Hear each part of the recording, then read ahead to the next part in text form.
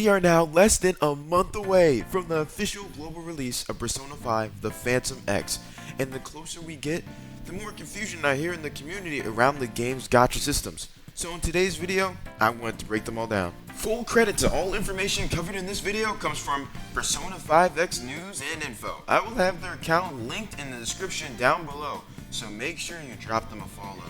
And because all this information comes from the Chinese server, it is all subject to change on global release. How does the Persona 5X gacha work? In Persona 5X, you can obtain new characters via the event contract banners, and you can obtain their weapons via the weapon supply banner. So let's break down all the Persona 5X gacha banner systems. Starting us off, we have our first banner, the Faded Bond. This is equivalent to Honkai Star Rail's character event work banner. This is your typical 5-star banner.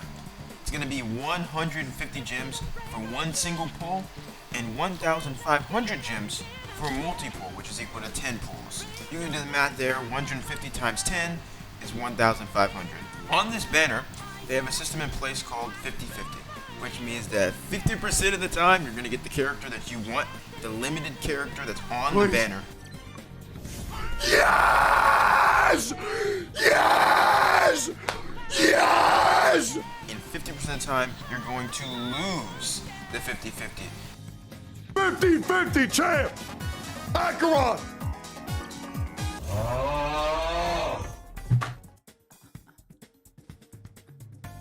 Is it every single time 50-50? No. If you lose the first 50-50, the next 50-50 is going to guarantee you get the 5-star limited character you want. For example, let's say you're pulling on Joker's banner, but you lose the first 50-50 and you get Skull instead. The next 50-50, you're guaranteed to get Joker. Now on this banner, it's going to have a max pity of 80. So basically what pity is it's like the banner system of saying this is the max amount of pulls you can spend on the banner before you guaranteed get a 5-star. Now it's not, again, you still have the 50-50 in place. You don't know if you're guaranteed going to get the limited 5-star you want, but that's the max amount of pulls you can do before you get something. And that's at 80. I think in Honkai Star Rail it was 90, so it's like 10 less, which is a bit better, right? And at 70 pulls, you have the soft pity. So what soft pity is basically once you get by 70 pulls, your chances of getting that 5-star becomes higher and higher. So you have a very high chance of getting it before you get to 80 pulls. But if you don't, 80 is the max, and at that point you are guaranteed to get a 5-star, right? So I'd say if you've got 70 pulls and you haven't gotten the 5-star by that point, right? Do not use a multi-10 pull, because your chances are you're probably going to get the 5-star character by just doing single pulls anyways. No reason to waste extra gems on doing a multi-pull. And you're going to have a 0.8% base rate of getting the 5-star. Don't forget though, you also have a guaranteed 4-star character after every 10 pulls on the Faded Bond banner. And that's pretty much it for this banner. Next up, we got the weapon supply banner. So this banner is going to be how you're going to get your 5-star character's weapon. Once you get the 5-star, you're going to probably want the weapon, right? Well, not always, but sometimes. And this is how you're going to get it. So for this banner, it's going to be 100 gems for a single pull, which is 50 less than the character banner. And then 1,000 gems for a multi-pull. So 500, right, less than what it'd be for a multi-pull on the character banner.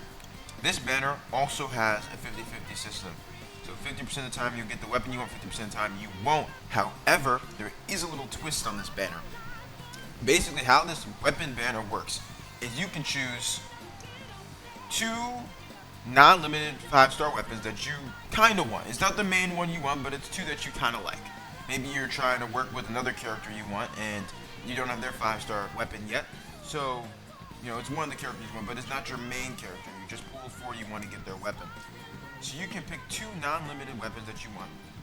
And then you can pick the one you really, really want. So you'll pick between 3 weapons. 2 you don't really want, but you might kind of want. And then 1 that you really want. And how the 50-50 works is if you lose the 50-50, you will get one of the other 2 weapons that you kind of wanted but didn't want as much as your main weapon. If you win the 50-50, then you get the one you wanted. Right? I think this is a really cool system because, hey, you might not have wanted those weapons as much, but if you lose, you are losing and getting a random character like you might on the character banner. That's how the weapon banner works. You're going to have a 70 max pity on this banner, 10 less than the character banner. So you don't have to spend as many gems to get the max pity on this banner. There is no soft pity on this though. And you have a 0.8% base rate of getting the weapon you want. And don't forget, there is a guaranteed 4-star weapon after every 10 pulls. So you're going to get some sort of value out of each multi-pull. And the 4 stars in this game do work very well. So you can use a 4-star. And in some cases, they're not going to work as well as the 5-star, right? But they can work as a substitute to some of those 5-star weapons that if you don't want to pull, if you don't want to use your gems on getting those 5-star weapons. Now this next one is pretty interesting. We have the exclusive bond banner. Now in this banner, it's again very similar to the first banner we talked about, where it's 150 gems for one single, 1,500 for a multi. However, once you pull not 80 times, but 110 on this banner, you 100% guarantee you are going to get that character that you want, the limited 5-star character. So this is a totally different banner system than most games have. For example, let's talk about Honkai Star Rail. I think it's 90. So let's say Kafka's banner comes out and it's 90 pulls, and I pulled a 90 and I lose the 50-50, right? Well, it is what it is. You got to do it again. But this case scenario now, at 110 max pity instead of 80, so it's 30 more than 80. If I keep pulling, I guarantee that character. So it's more expensive, however, you're 100% guaranteeing that you're getting the character you want, and you don't have to keep 50-50 until you get the character that you want. And this is a really crazy idea, actually. I'm really happy that they implemented this, because I think in a lot of games, sometimes I'm just like, okay, I really just want to guarantee I get this character. I'm not, trying to sit here grinding gems again and again and again. I'll just use all my gems just to commit to this one character. I'm not trying to wait for the next banner. I don't like the next character. You can look at the list of characters that are about to come out the next patch, and you're like, you don't want this character. Now you can just guarantee that you're going to get the character you actually want and spend a bit more gems to make sure you guarantee that character. This is going to have a 70 soft pity. So basically, once you get to 70, you have, a higher chance of getting that character up until 110. So 110 is the max pity, but you start having a higher chance once you get to 70. And it's going to have a 0.2% base rate of getting that 5-star, which is very low, but hey, it makes sense. The last system that's a part of this that I really like as well is once you get to 165 pulls, you get a free random 5-star ticket. So if you're going for Eidolons, as if you Honkai Star, you know what I mean, or additional character copies, which I'll talk about later, you can keep pulling and you'll get a random 5-star ticket. And with that, you might be able to get a standard banner character that you didn't have before, or non-limited character, right? So, a little incentive for you to keep pulling. And then we have the tried and true standard banner. It's called the Keitel Draft. So, this one, I have to say, big warning sign. Do not use your gems and currency on this banner ever. Like, almost ever, right?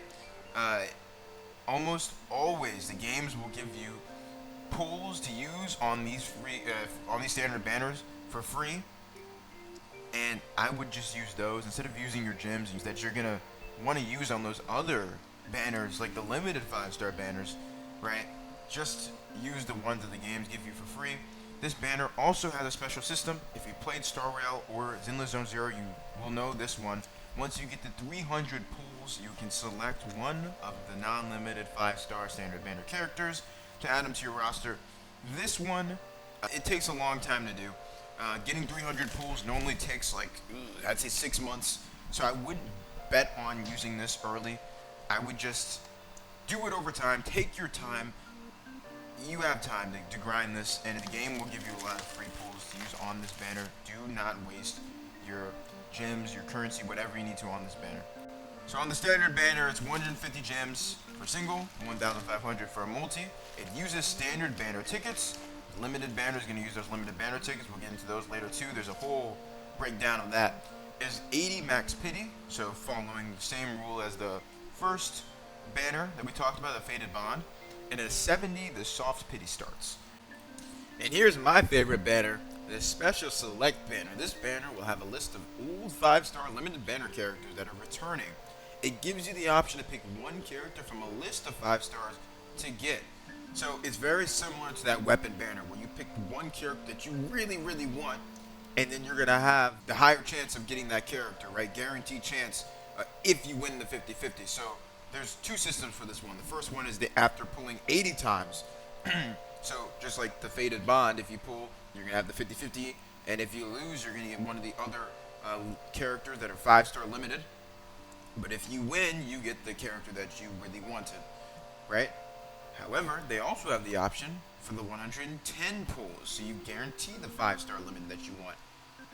So you have 2 different options. You can kind of choose whatever you want based on where your account is and what you really want. Obviously, when you're starting the game off, you're going to get a lot more gems, so you can probably go and get that older 5-star because you're going to get enough gems to get to 110 pulls. But I think this is a great idea, especially for returning players that might be coming back who don't have the new units and need to get their account back up to standard, right? And same with newer players. I know as someone who's kind of started Withering Waves late, there's so many cool characters, and I'm like, I don't have all these different characters. So this is great for giving an opportunity for players to get those older characters, catch back up on their account. And lastly, we have the Beginner Select banner. After pulling 50 times, you get a 5-star character.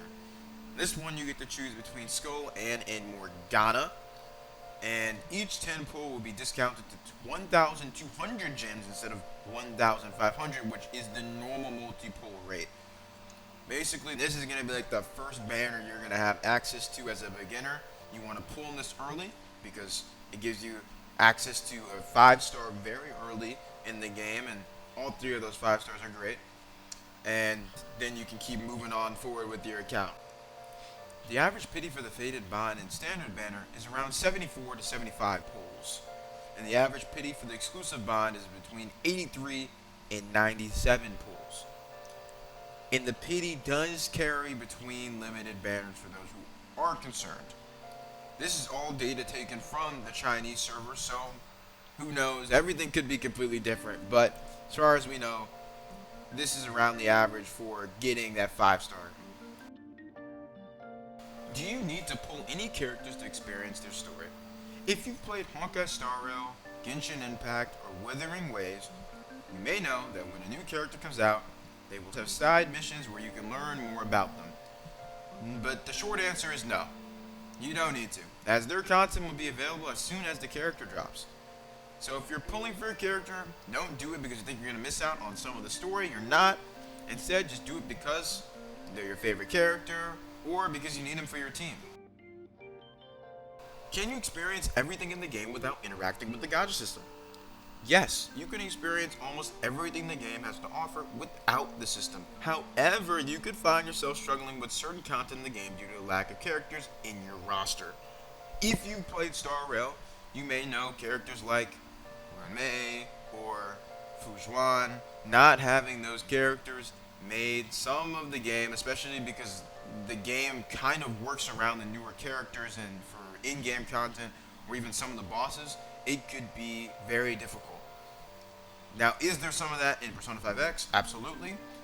But for the most part, you can use whatever character you want to use without really worrying too much about meta or if they're going to work or not for in-game or etc. How many gems are required to guarantee a character or weapon of my choice? You would need 12,000 gems or 80 limited pulls to guarantee a character on the Fated Bond banner, right? 80 is going to be that max pity, right? You can get it before that, but that's the maximum you would need, 1,200 gems. In the event you don't get the rated unit as your 5-star the first time, you would need 24,000 gems to guarantee them. So while there is a 50-50 in place on that first time, you can win or lose. If you lose the 50-50, you are guaranteed to win the 50-50 next time. However, that's still a lot of gems, right? So you can lose the 50-50 and you can still go back to hard pity and end up losing 24,000 gems. On the exclusive bond banner, it'll require 110 pulls or 15,000 gems to guarantee one. You can look at the math and you can kind of decide whether it's worth to maybe lose a 50-50 and keep going, and you could end up losing 24,000 gems, but you could end up getting a character at like 70 pulls and probably only lose around 11,000 gems instead of losing the extra 4,000 to guarantee the character, right? So this is where decision making starts to take place. So you got to see what's best for your account, guaranteeing the 5-star or not losing maybe as much gems. It's a risk, right? For the weapon supply, you would only need 7,000 gems for one 5-star weapon. In the event you don't get the rated weapon your first time, you would need 14,000 gems. So if you look at that, the worst case scenario, and I would feel very bad for you if this happened, if you went to hard pity on both weapon after losing the 5-star, after the 50-50, and character banner, you would lose 38,000 gems. So that's the worst case scenario if you did 50-50 and you did the weapon banner and you lost 50-50. But you never know, right? So you have to decide what's best for you. How important are extra character copies, which in Persona 5X are known as awareness? If you play some other games, they may be known as Eidolons in Honkai Star Rail or dupes. In most cases, all 5 stars are completed at awareness 0 without the need for dupes. Some 5-star potential can be unlocked at higher awareness, such as A1 or A2, but is not a must. So if you've played Honkai Star Rail, you know that there are like 6 Eidolons for all characters. And sometimes getting them to the max Eidolon will make them extremely strong, in some cases busted, right? But it seems like in Persona 5X, you don't need to actually get to A6, or Awareness 6 as they would call it. You really just need at max A1 or 2, which is great. As someone who really doesn't spend at all, you get by just fine. Should I do a 10 pull or a single pull? It's recommended that you do a 10 pull instead of a single pull, since it's more effective unless you're close to pity. This is what I was talking about earlier. If you're close to that 70 soft pity, I would do single pulls, right?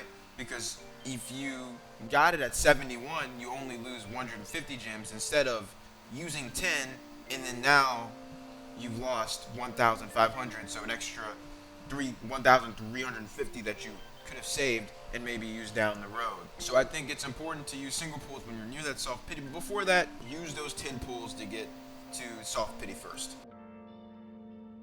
And this is the question you've all been waiting for. Is the game pay to win? No, not really. Persona 5X is considered to be relatively good as a free-to-play gacha game. The best news I've heard ever. And as long as you can manage your resources effectively, you can get the unit you want without any problem. Oh my goodness. Plus, prices in the game are pretty cheap for those who want to spend a bit. Is that not the best news you guys have heard all year? What is the gap between China and global? And what is the banner history? The gap is 1 year. And if you want to see the banner history, I'll put it in the description below and on screen right here.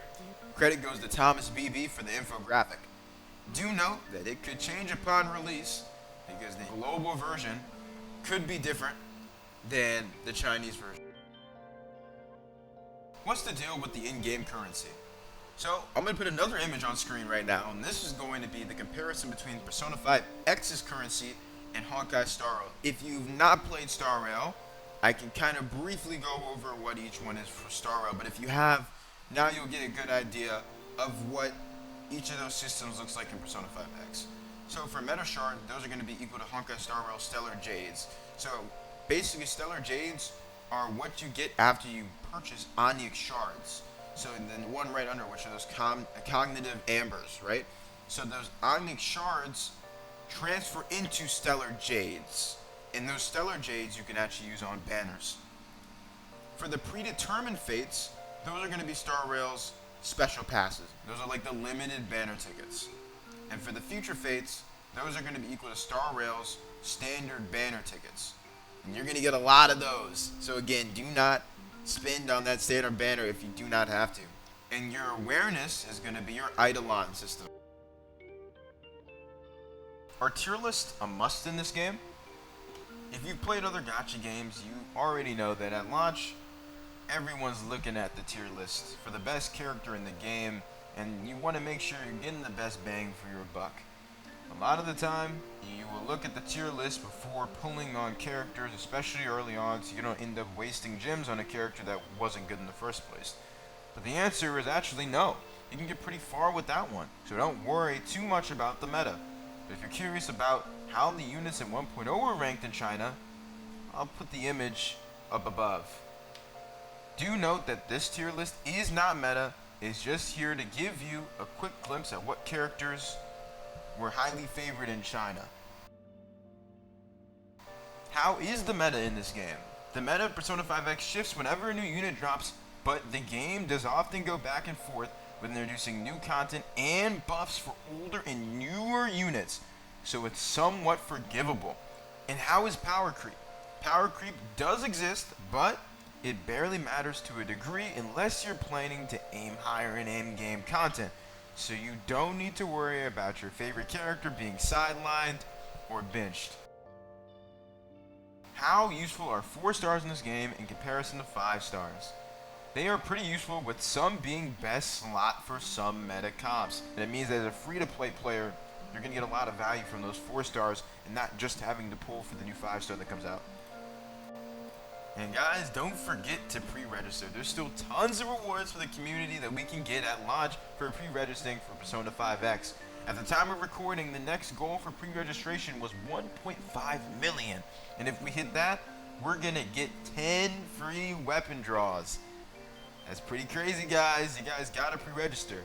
Well, that's gonna just about do it for this breakdown of the gacha systems in Persona 5X. I hope you guys enjoyed, and if you guys did, make sure you like, comment, and subscribe. I'll be covering a lot of Persona 5X at launch, and I'll probably be streaming more Persona 5 Royal on my stream, twitch.tv/thatsgenetic, with 2 C's at the end. Alright? If you guys want to know more, put some comments down below. I'll be able to respond to them as soon as possible, and I can help you guys out. Alright? Thanks you guys for watching. I'll see y'all later.